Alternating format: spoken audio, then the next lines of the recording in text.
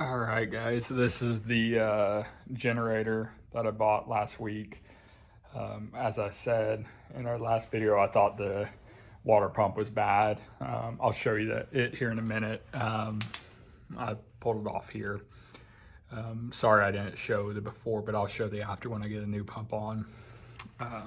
Wasn't too bad. Got to take off the fan, of course, the shroud. There's a bunch of pieces there. The shroud. Total probably 25 bolts or so. So pretty straightforward. The big question was, where do you get a pump? And I'll show what I ordered. These are the GM 3.0 industrial engines. This is propane or natural gas. So I'll show the pump I ordered for it.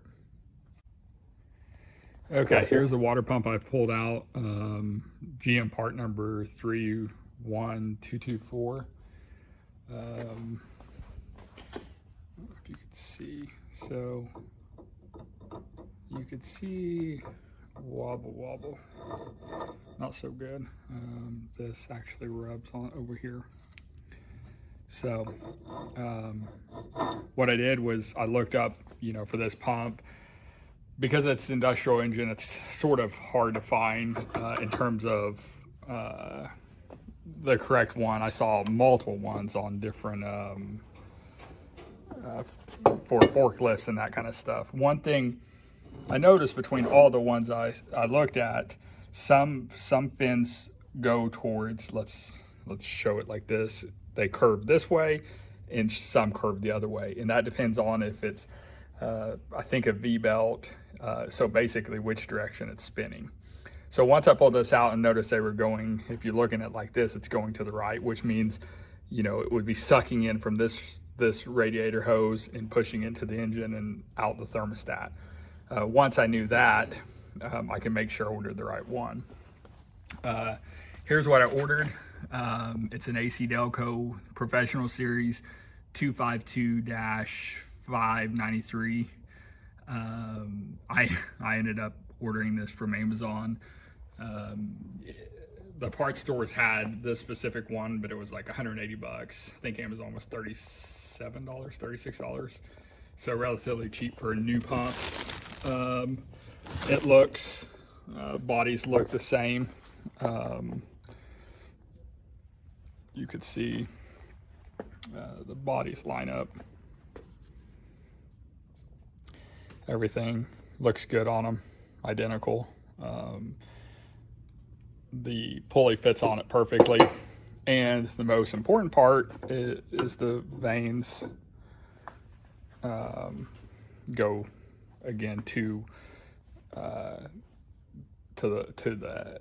this side, which in return again is when it's spinning like this. Like this. Looking at backwards right now, that it's going to pull the water up in and push it out.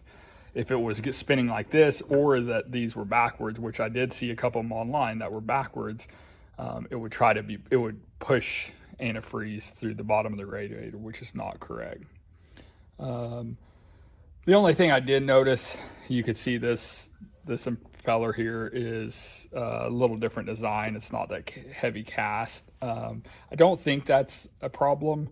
The only thing I could think of is maybe because these turn at 1800 RPMs, maybe that's why they have the big cast one on there.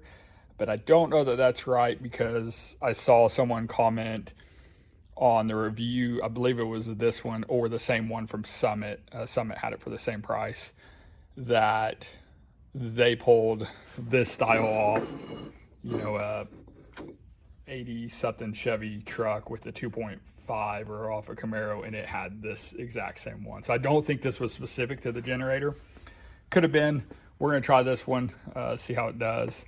I believe I ended up using the part number for a 1983 Camaro with a 2.5 4-cylinder. So anyways, I'm gonna get it put on. I got it cleaned up, I flushed it out. I'm gonna put it on, and then I'll probably pressure check it, then show you guys once I button it back up. All right, here is the pump, the new pump bolted up to the block. So pretty easy process to remove it. Again, there is some guards that, bolt up. I still have all these guards to bolt in place, but those are really easy to remove. Probably 15 bolts or so. Then loosen the alternator bracket here, take the belt off. Took this shroud off here, pulled it back just a little bit so I could reach the fan bolts, unbolt the fan in the front, and that'll loosen the pulley, loosen the alternator, slide it up. Then you could take your belt off, take your pulley off, and take 4 bolts. But then on the other side, you could see the hose clamps. So anyways, reverse that, just go in reverse to put it back together. So now I just need to bolt that up. I'm gonna pressure test it. I don't have a tester here, so I'm gonna go get a loaner, pressure test it, just make sure there's no leak, make sure head gasket's good. But then if everything checks good on that, I'll figure out how to start this thing up. Not sure how I'm gonna do that quite yet, because again, I have a propane. I gotta get some propane regulators and maybe a large tank, not sure. But anyways, want to test it before I install it. So that's where I'm at right now. All right, here's all the, you can see there's quite a bit of fan guards and belt guards. I did finish those up. I did pressure test it. I filled the whole system with water and pressure checked it. It held good, no issues, no leaks. So I went ahead and drained all the water out, unhooked. There's a line right here. That's for the heater, for this heater. Went ahead and unhooked that and drained all the water out, the entire system, and then refilled it with antifreeze. In the manual it says use the GM Dex Cool, so I went ahead and got some of that and filled it up. And then I did go ahead and turn the heater on and let it heat up the block, and so that it would expand. It pushed some of the air out, which it did. It sucked quite a bit of antifreeze back in from the reservoir over there last night, so I went ahead and filled it back up. So looks good. Still haven't got it started, or I haven't hooked up the regulators yet. Still have to order those. I did go ahead and run a compression check on it while I was doing the pressure test on the radiator system, and all cylinders were in the 215 to 220 range. So I believe that's probably pretty good. So no issues there. I went ahead and ordered spark plugs, and they should be here later today. So I'll get those installed, get the regulators ordered, and then see if I can hook this up to a propane tank and get it fired up and see how it does.